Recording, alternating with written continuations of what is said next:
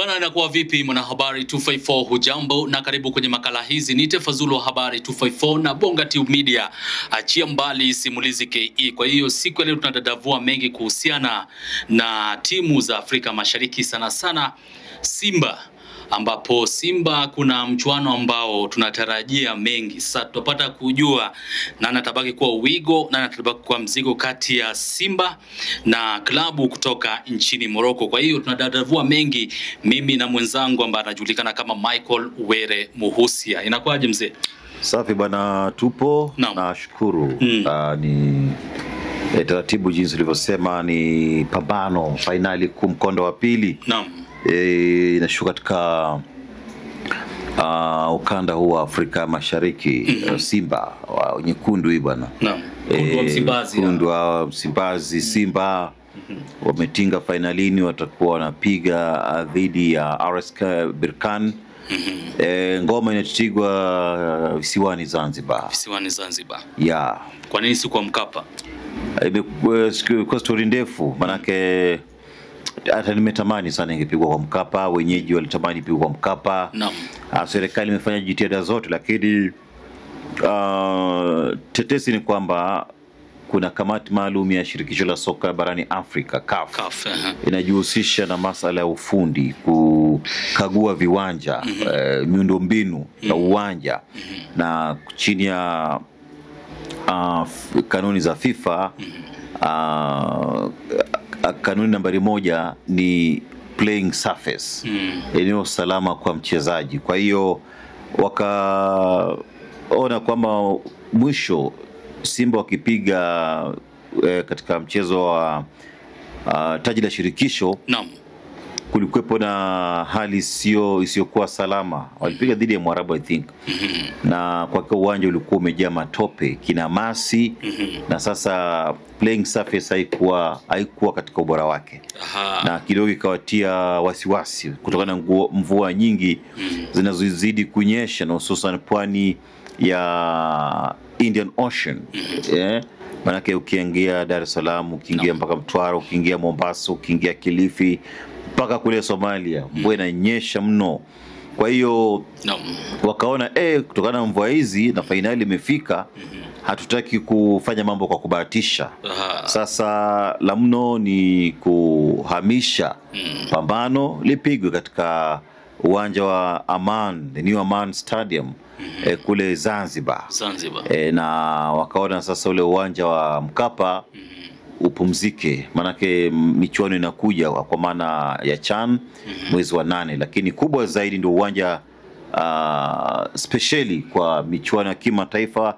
Wenyewe wanasema kwa Lupaso pale kwa Mkapa hatoki mtu. Hapatoki mtu. Kwa hiyo tayari watu walikuwa shanunua tiketi, lakini ndio hivyo wameambiwa waweke hizo tiketi pembeni, watazitumia wakati wa Simba Day.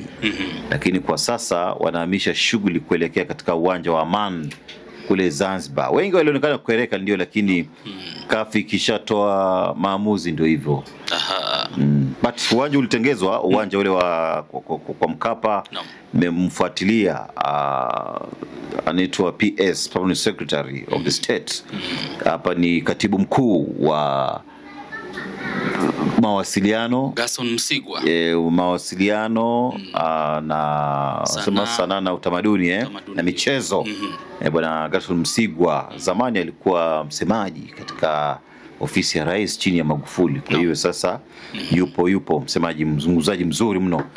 Alieleza, na hata waziri mkuu Kassim Majaliwa aliingia uwanjani akakagua, lakini ni sawa na kunyamba kwa punda, ashakumsima tusi.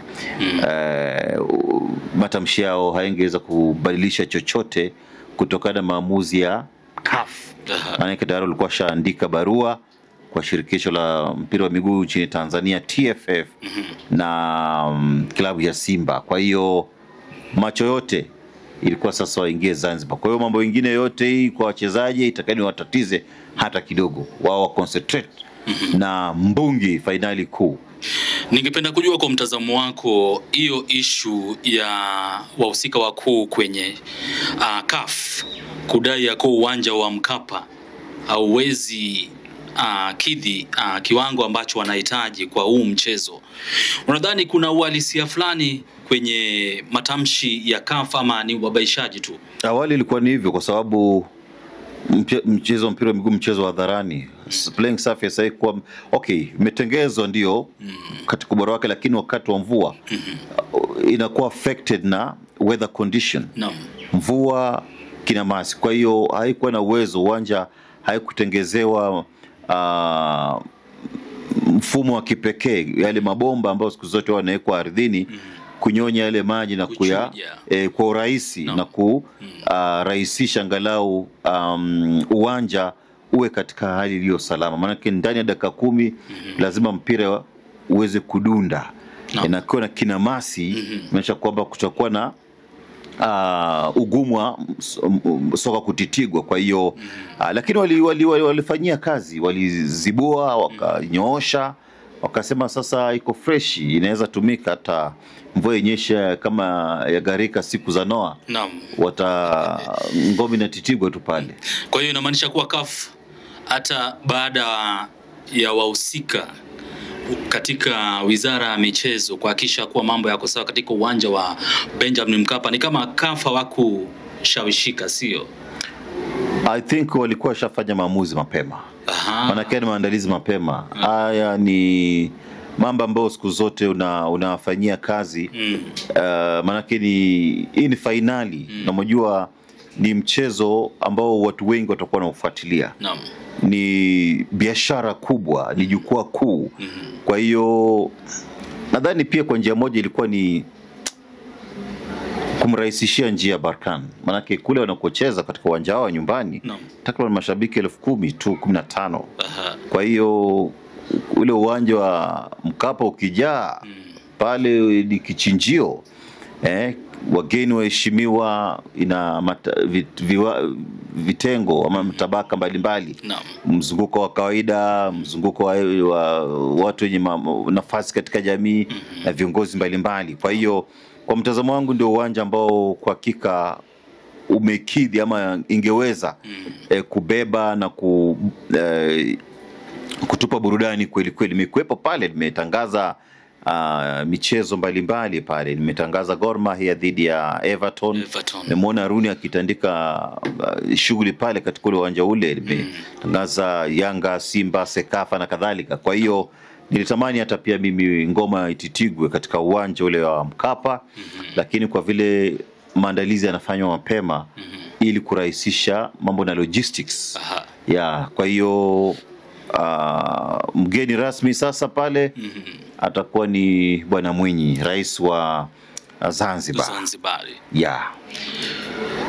Kule Morocco, Simba Sports Club walichabangwa mabao 2-0. Ningependa kujua kwa mtazamo wako na ile fomu ya Simba wakati huu. Sasa sijui itakuwaje, unadhani kuna uwezekano wao kupindua meza? Football, anything can happen. Inategemea na siku. Pia mpira wa miguu mchezo wa bahati. Lakini mbali na bahati lazima uwe katika viwango vya kipekee kwa ajili ya kupata matokeo, na iwe ni matokeo chanya. Simba is equally a very stable team. Ni timu ambao pia ina uwezo mkubwa kutegemea na viwango vya wachezaji na pia ile fighting spirit. Equally kwa upande wa Berkane ni timu changa, lakini ndani ya muda mfupi wameanza kupata matokeo. Wamebeba ili taji, angalau kwa sasa wanaenda kuonyesha kwamba ni timu ya kujihadhari nayo unapopangwa dhidi yake. Nakumbuka wakipangwa na Gor Mahia, dhidi ya Gor Mahia wakati fulani, na wakapiga shughuli ya mazoezi katika uwanja wa Camp Toyoyo na wakaishia kuikumuta Gor Mahia Kasarani, na walipokwenda ugenini wakaiosha Gor Mahia takriban magoli 5, if I'm not wrong, kama ilikuwa ni Esperance ya Tunisia. Kwa hiyo ni timu ambayo pia imejipanga. Wana mchezaji mmoja matata sana anaitwa Kamara. Anakuja kwa fujo, unaona. Lakini kubwa zaidi, Simba wana wachezaji pia kupigwa mfano.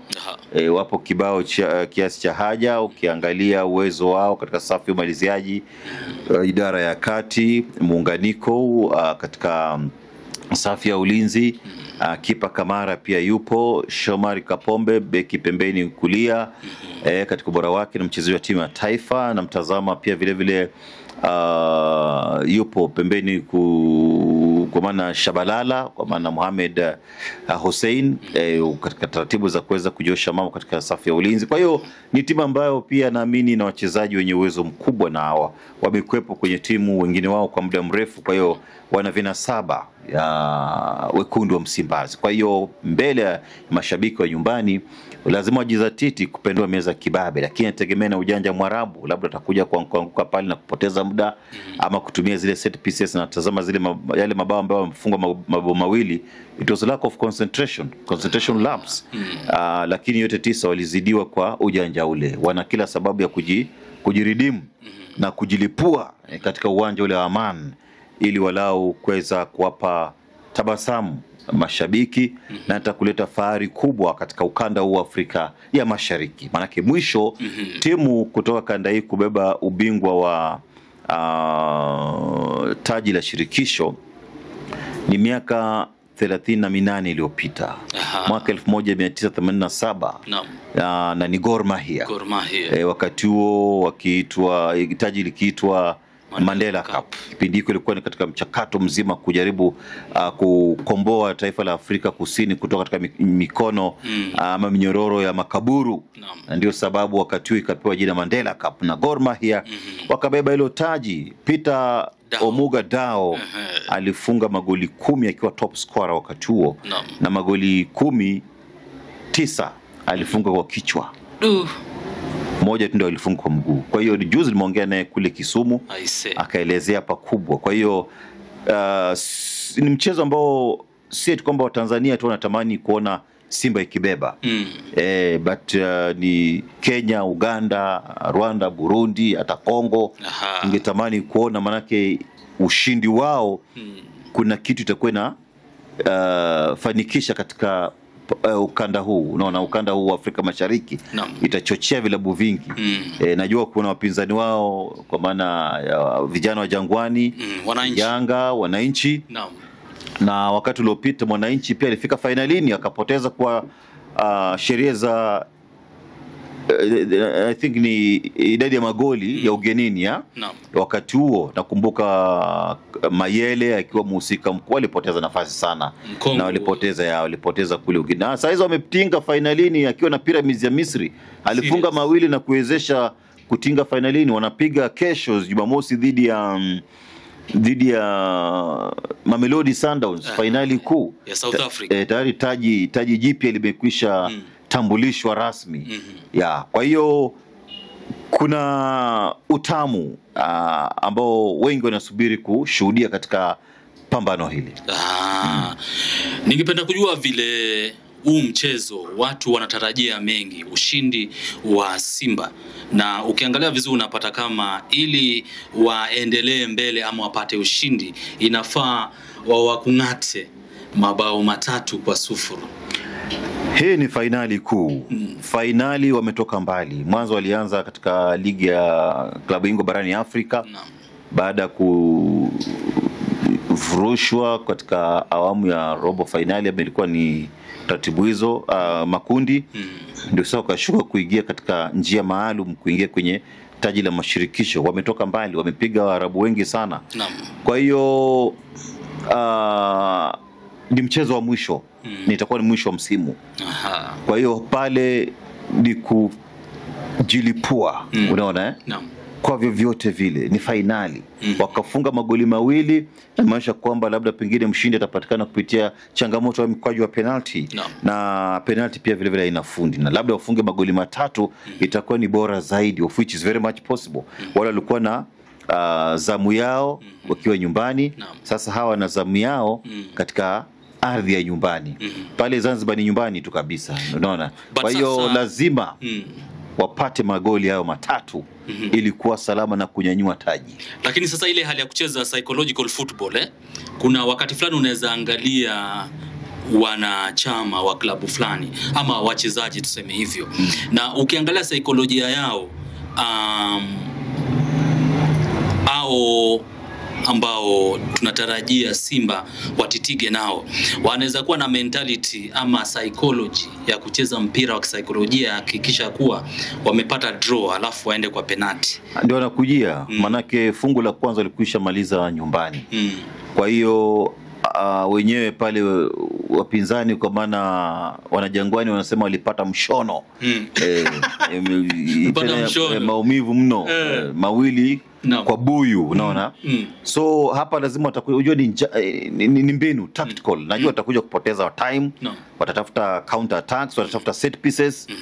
Ndio jambo ambalo watakuja kujaribu kufanya, na Simba nao lazima wawe very much patient, na pia wawe na wacheze kwa mbinu za kipekee kwa ajili ya kupata matokeo. Kisa na maana ni kwamba wanacheza dhidi ya timu ambayo pia inajiweza, ina wachezaji ambao ni top notch quality players. Lakini being football, kuna wakati Simba pia impendua meza kibabe na kuendelea na safari katika michuano hii. Kwa hiyo sioni kama kuna chochote kile cha kuwazuia kupata matokeo.